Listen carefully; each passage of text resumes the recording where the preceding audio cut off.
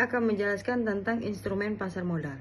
Instrumen pasar modal adalah surat berharga atau kontrak keuangan yang dapat diperjualbelikan di bursa efek dan berfungsi sebagai alat untuk menghimpun dana dari investor untuk keperluan perusahaan maupun pemerintah.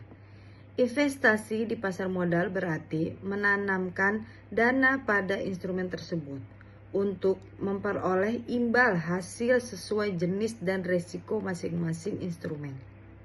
Instrumen pasar modal mencakup beberapa produk keuangan utama, yaitu yang pertama ada saham, lalu kemudian yang kedua obligasi, ketiga reksadana, yang keempat ETF atau Exchange Traded Fund, dan yang kelima derivatif. Selanjutnya, saya akan menjelaskan jenis instrumen dari pasar modal. Yang pertama ada saham. Saham merupakan surat berharga yang menunjukkan kepemilikan seseorang atau badan hukum atas suatu perusahaan. Pemilik saham disebut juga dengan pemegang saham yang memiliki hak atas sebagian aset dan laba perusahaan sesuai porsi saham yang dimiliki. Saham dapat diperdagangkan di bursa efek dan memberikan potensi keuntungan dari kenaikan harga saham atau capital gain dan pembagian dividen. Namun, saham juga memiliki resiko tinggi karena nilainya dapat berfluktuasi tajam sesuai kondisi pasar dan perusahaan. Lalu yang kedua ada obligasi. Obligasi merupakan surat utang yang diterbitkan oleh perusahaan atau pemerintah untuk mendapatkan dana dari investor.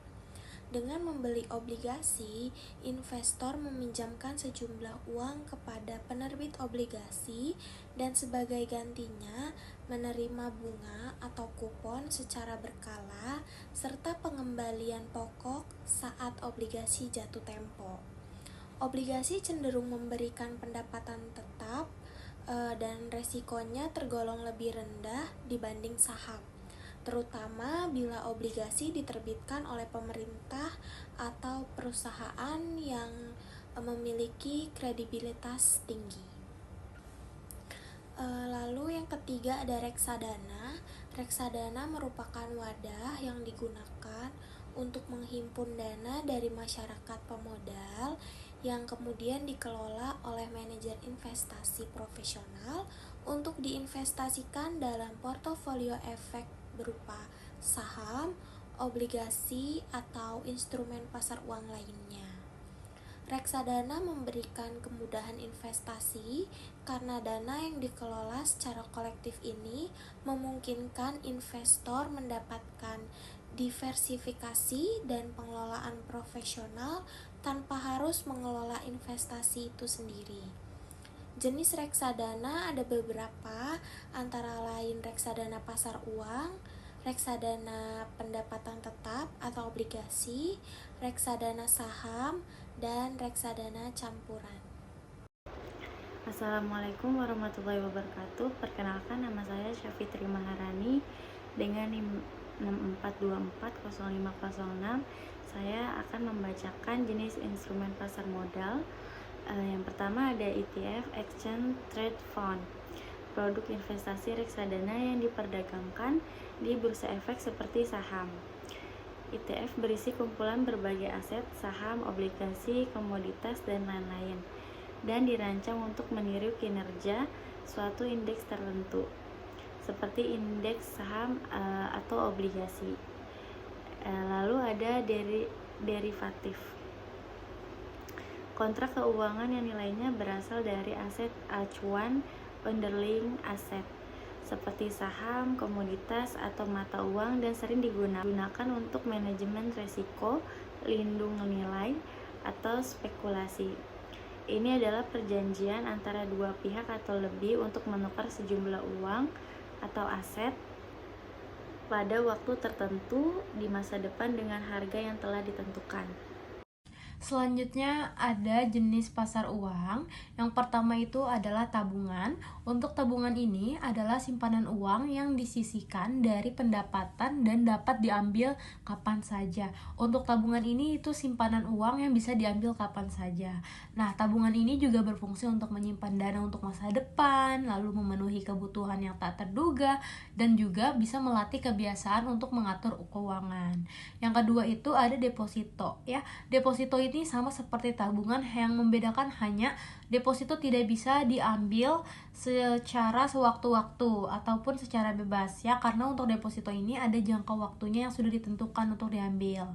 Nah, deposito ini adalah produk simpanan bank yang dananya tidak bisa dicairkan sewaktu-waktu, melainkan hanya dapat diambil setelah jangka waktu yang sudah ditentukan.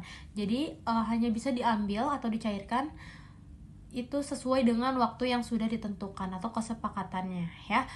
Sebagai imbalannya, deposito juga menawarkan suku bunga yang lebih tinggi daripada tabungan biasa dan juga memiliki jaminan dari lembaga penjamin simpanan atau LPS hingga jumlah tertentu, ya. Jadi untuk deposito ini dia menawarkan suku bunganya lebih tinggi dibanding si tabungan tadi. Ya, perbedaannya itu ada di jangka waktu, tidak bisa diambil semena-mena atau tidak bisa diambil secara bebas. Lalu selanjutnya untuk deposito ini dia menawarkan suku bunga yang lebih tinggi dibanding tabungan biasa. Selanjutnya saya akan menjelaskan tentang laporan keuangan pribadi saya periode September 2025. Yang pertama ada bagian pendapatan yang terdiri atas gaji dan hadiah pemberian orang tua. Total pendapatan sebesar Rp9.800.000. Lalu di bagian pengeluaran terdiri atas biaya-biaya, total pengeluaran sebesar Rp2.950.000. Lalu ada pengeluaran lain-lain, total pengeluaran sebesar Rp900.000. Lalu ada di bagian investasi terdiri dari deposito, tabungan, dan dana darurat. Totalnya sebesar Rp5.950.000. Selanjutnya untuk perencanaan investasi saya, sebagai pemula saya memilih tabungan dan deposito sebagai langkah awal saya sebelum masuk ke dunia investasi. Alasan utama saya memilih tabungan dan deposito sebelum terjun ke pasar modal adalah terutama sebagai investor pemula didasari oleh beberapa alasan fundamental, terutama terkait profil resiko dan tujuan keuangan jangka pendek. Deposito menawarkan resiko yang lebih rendah dan stabilitas nilai investasi. Hal ini menjadikan langkah awal yang lebih aman untuk memulai mengelola keuangan. Selanjutnya saya akan memilih jenis investasi yaitu reksadana, karena sebagai pemula saya merasa lebih baik dan aman jika modal yang saya punya dikelola oleh seseorang yang sudah berpengalaman di dalam bidang investasi, dan modal yang dibutuhkan pun lebih murah dibanding jenis investasi lainnya, serta jenis tersebut sudah diawasi oleh OJK. Ya, berikut adalah laporan keuangan pribadi saya. Yang pertama itu untuk pendapatannya, pendapatan saya sebesar 3.600.000 yang dimana uang bulanan dari orang tua. Selanjutnya adapun pengeluaran kebutuhan dengan total jumlahnya itu sebesar 1.750.000. Dan untuk kebutuhan lain-lainnya itu sebesar 450.000. Dan untuk investasi saya di sini meliputi tabungan juga dana darurat, yang dimana tabungan sebesar 1 juta dan juga dana daruratnya di sini 400.000. Jadi untuk total investasinya saya memiliki 1.400.000. Lalu untuk pendapatan bulanannya sebesar 3.600.000, ya, dikurangin dengan pengeluaran kebutuhannya itu, yang pertama pengeluaran kebutuhan 1.750.000, yang lain-lainnya itu 450.000, dan investasinya itu sebesar 1.400.000. Jadi bisa disimpulkan bahwa untuk pendapatan bulanan saya di sini 50%, Lalu untuk investasi di sini saya sebesar 20% dan juga pengeluaran kebutuhan sebesar 24%. Jadi untuk pengeluaran investasi saya sebesar 20%. Lalu untuk pengalokasian investasi saya merencanakan untuk mengalokasikannya di pasar modal saham. Kenapa alasannya? Yang pertama, untuk potensi keuntungannya itu saham lebih tinggi atau lebih besar. Secara jangka panjang, saham memiliki tingkat pengembalian investasi yang lebih tinggi daripada instrumen investasi alternatif seperti emas dan juga obligasi. Yang kedua, bisa melindungi nilai uang dari inflasi. Ya, saham juga cenderung mengalami kenaikan nilai dalam jangka panjang sehingga bisa membantu melindungi nilai uang dari inflasi sekaligus mengembangkan aset. Yang ketiga, karena mudah diakses. Karena saham adalah salah satu instrumen investasi yang paling mudah diakses oleh semua kalangan. Kita juga bisa memulai investasi saham dengan modal yang relatif kecil dan proses investasinya juga mudah dilakukan. Dalam data yang ditampilkan, ada sumber pendapatan utama, ada uang bulanan dari gaji sebesar 7 juta rupiah, dan ada pengeluaran untuk kebutuhan seperti vitamin 500.000, biaya skincare 600.000, biaya bensin 200.000, paket data 250.000. Adapun uang lain-lain seperti uang main 1.450.000, uang makan 1 juta, belanja online 1 juta, dan juga ada investasi tabungan sebesar 1 juta, dana darurat 1 juta. Maka dengan demikian pendapatan sebulan yaitu 7 juta, untuk pengeluaran kebutuhan 1.550.000, uang lain-lain 3.450.000, dan investasi 2 juta. Dengan data yang ditunjukkan membuktikan bahwa sebagian pendapatan dipakai untuk kebutuhan sehari-hari dan berinvestasi. Saya memiliki perencanaan di masa depan menggunakan obligasi. Alasannya adalah dijamin oleh negara sehingga memiliki resiko gagal bayar sangat rendah. Memberikan pendapatan tetap atau kupon secara periodik cocok untuk investor yang menginginkan kestabilan dan kepastian hasil. Nilainya cenderung lebih stabil dibanding saham karena tidak terlalu dipengaruhi fluktuasi pasar jangka pendek. Dapat dijual di pasar sekunder jika membutuhkan likuiditas. Saya akan membacakan laporan keuangan pribadi saya. Berikut ada kategori jumlah presentasi. Pendapatan bulanan 400.000, presentasinya 100%. Lalu ada pengeluaran makan 200.000 dengan presentasi 50%, transportasi 50.000, presentasi dengan 12,5%, kebutuhan lain 50.000 dengan presentasi 12,5%. Total pengeluaran yaitu 300.000 dengan jumlah presentasi 75%. Lalu saya akan menginvestasikan ke deposito dengan senilai 100.000 dengan presentasi 25%. Total pengeluaran dari investasi yaitu 400.000, presentasinya 100% dari semua jumlah dari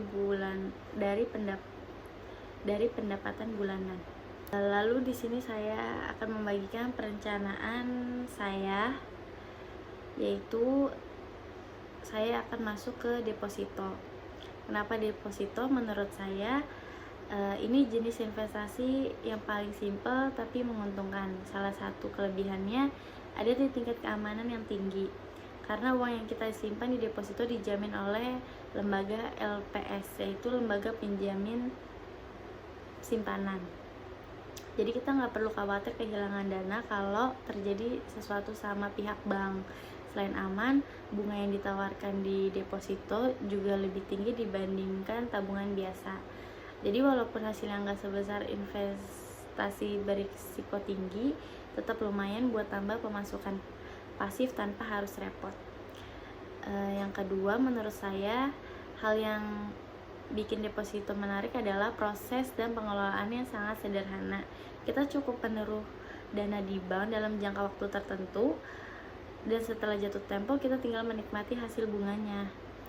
Tidak perlu pantau pasar atau belajar analisis macam-macam kayak investasi lain. Keuntungan lainnya, deposito itu bisa bantu kita lebih disiplin dalam mengatur keuangan. Karena dana yang disimpan tidak bisa ditarik sembarangan sebelum jatuh tempo, otomatis kita bisa jadi lebih terarah dan tidak mudah boros. Selain itu, menurut saya, deposito juga bisa berfungsi sebagai penyeimbang dalam portofolio investasi. Jadi kalau punya beberapa jenis investasi, deposito bisa jadi penahan resiko karena nilainya stabil dan tidak terpengaruh dalam kondisi pasar. Secara keseluruhan, menurut saya, investasi deposito cocok banget buat orang yang cari tempat aman seperti saya. Jadi kita bisa nyimpan uang sambil tetap dapat keuntungan tetap. Nggak ribet, risikonya kecil, hasilnya pasti, dan tinggal pilih jangka waktu yang sesuai dengan keinginan kita atau dengan kebutuhan. Terima kasih. Berikut ini adalah laporan keuangan pribadi saya. Saya mendapatkan gaji setiap bulan sebesar Rp5.400.000. Berikut ini adalah pengeluaran. Yang pertama, uang makan sebesar Rp1.800.000, lalu transport sebesar Rp400.000, lalu pembayaran listrik sebesar Rp500.000, lalu pembayaran PDAM sebesar Rp200.000 dan pembayaran wifi sebesar Rp400.000. Jadi total pengeluaran kebutuhan saya sebesar Rp3.300.000. Pengeluaran lain-lain ada uang makan atau rekreasi sebesar Rp400.000, lalu belanja online sebesar Rp400.000. Jadi total pengeluaran lain-lain saya adalah Rp800.000. Adapun alokasi investasi dana untuk tabungan sebesar Rp1 juta dan dana darurat sebesar Rp300.000. Jadi total investasi saya sebesar Rp1.300.000. Berikut adalah rekapan pendapatan dan pengeluaran saya. Pendapatan bulanan sebesar Rp5.400.000, lalu pengeluaran kebutuhan sebesar Rp3.300.000, lalu pengeluaran lain-lain sebesar Rp800.000 dan pengeluaran investasi sebesar Rp1.300.000. Jadi total keseluruhannya adalah Rp5.400.000. Jadi bisa dilihat dari diagram tersebut, pendapatan bulanan sebesar 50%, kemudian pengeluaran kebutuhan sebesar 31%, lalu pengeluaran lain-lain 7%, dan pengeluaran investasi sebesar 12%. Jadi, dari laporan keuangan pribadi saya memilih perencanaan investasi di saham karena saham memberikan potensi keuntungan yang tinggi dibandingkan instrumen investasi lainnya. Karena melalui saham, investor bisa mendapatkan capital gain atau keuntungan dari selisih harga jual dan beli, serta dividen dari laba perusahaan. Selain itu, saham memiliki likuiditas yang tinggi sehingga mudah diperjualbelikan kapan saja. Dengan berinvestasi saham, saya dapat ikut memiliki bagian dari perusahaan dan menikmati hasil pertumbuhannya. Saat ini, investasi saham dapat dimulai dengan modal kecil serta membantu meningkatkan pengetahuan keuangan dan disiplin dalam berinvestasi.